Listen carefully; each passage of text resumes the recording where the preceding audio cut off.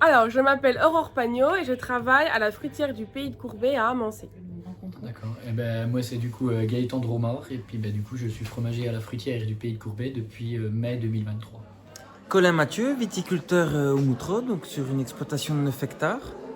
Donc c'est une exploitation qui se situe dans le Doubs, entre Saint-Vite et Marnay. On produit essentiellement du chardonnay et du pinot noir. Et on fait tout de A à Z. On part de la terre et on finit jusqu'à la bouteille habillée, prête à la vente. Je m'appelle Dominique Vachet, je suis un ancien professionnel du vin, aujourd'hui reconverti dans un autre métier.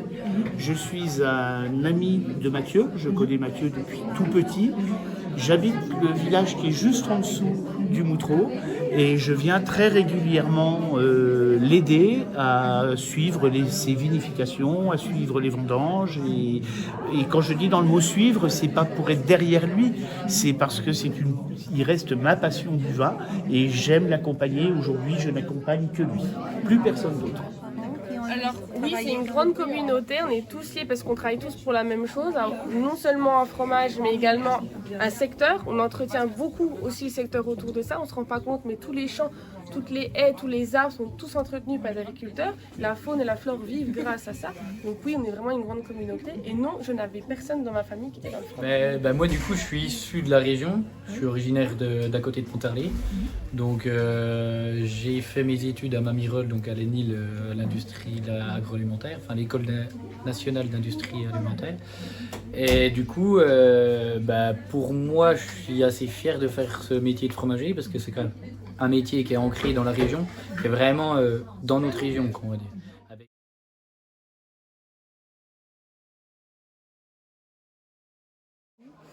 C'est une passion déjà. Oui, j'imagine. Et ça démarre comme ça. Oui. Après, qu'est-ce que ça signifie une fois qu'on est passionné, tout ce qui va avec, quoi. Donc en gros, quand je parle avec beaucoup de mes collègues qui sont fromagers ou des copains que j'ai aussi producteurs, on est tous quand même assez fiers de notre métier parce que ça reste des métiers de terroir. Puis c'est défendre un peu notre terroir. À tout le monde, puisqu'on se retrouve tous, les copains c'est tous des agriculteurs, où ils travaillent tous pour les fromageries, ils vendent des produits, ils vendent de l'entretien, ils vont faire les tests de laboratoire. Donc en fait, en réalité, c'est tout notre monde. Quand on travaille dans le fromage, on est tous liés, que ce soit agriculteurs, vendeuses, fromagers, revendeurs externes de produits d'entretien ou laboratoires, on est tous liés les uns les autres.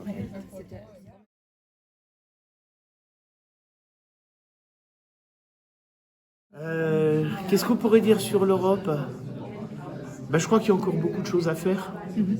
Je crois on a déjà avancé sur pas mal de sujets. Il y a malheureusement encore beaucoup de tensions politiques entre les différents pays européens et ça j'en suis un petit peu navré parce que je pense qu'il pourrait y avoir plus d'unification qu'il n'y a aujourd'hui. Mais globalement l'Europe est plutôt une bonne chose et je pense qu'elle commence à avancer plutôt pas trop mal.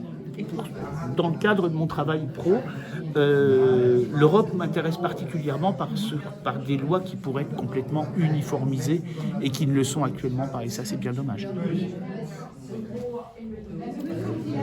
Merci beaucoup. Mais je vous en prie. Eh bien, déjà, on a pas mal de ventes. On exporte 30%, principalement dans l'Europe. Danemark, Suède, Belgique, Pays-Bas, Luxembourg, puis après en Australie, quoi. Mais donc l'Europe, pour nous, c'est déjà pas mal de clients. Vis-à-vis de la vente de vin, c'est hyper facilité avec. Et la production de vin non plus, vous êtes assez libre de faire ce que vous voulez. Oui. On n'a pas encore.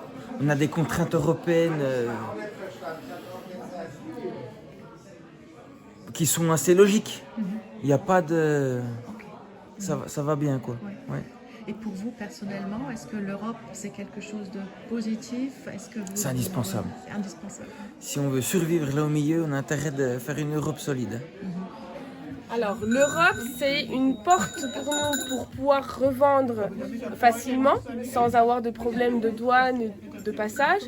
Mais c'est également un souci en termes de travail. C'est-à-dire que le cahier des charges du comté donc sa fabrication qui est liée dans le cahier des charges est protégée heureusement parce que sinon on n'aurait pas pu continuer à travailler comme on travaille. Comme vous avez pu voir à la fabrication, non vous n'avez pas vu parce que vous arrivez trop tard, mais à la fabrication le fromager fait un geste tout simple et qui aurait été interdit par l'Europe. Il va mettre la main dans le lait. Une fois que le lait est caillé et se transforme en yaourt, il va mettre la main dedans et pas qu'une fois, plusieurs fois, pour pouvoir sentir la texture de son fromage. S'il ne fait pas ça, on ne peut plus produire de comté. Et l'Europe va essayer de nous empêcher de faire ça. Parce qu'il y a des poils sur la main, parce que c'est des ongles, parce que c'est humain. On ne peut pas le faire avec des gants, on a déjà essayé, il n'y a rien à faire. Il faut le faire directement avec la peau. Et l'Europe nous pose un souci par rapport à ça. Par rapport à la fabrication du comté et d'autres petites choses aussi, nous pose un petit peu problème. Donc l'Europe c'est bien dans le sens où ça nous ouvre des portes.